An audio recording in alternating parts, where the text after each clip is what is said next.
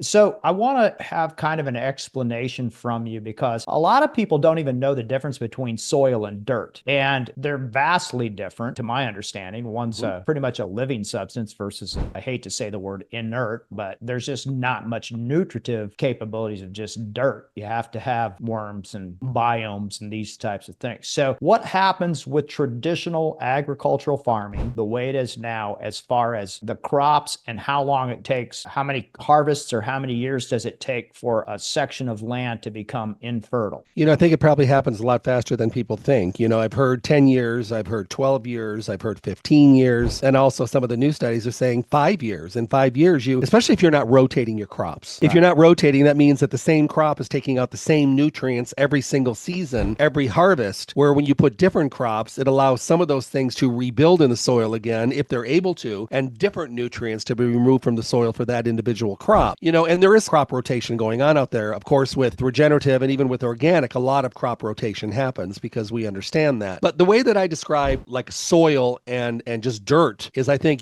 dirt is like kind of going into the sand of like the desert. It just runs through your fingertips. There's no real substance to it other than it's just there.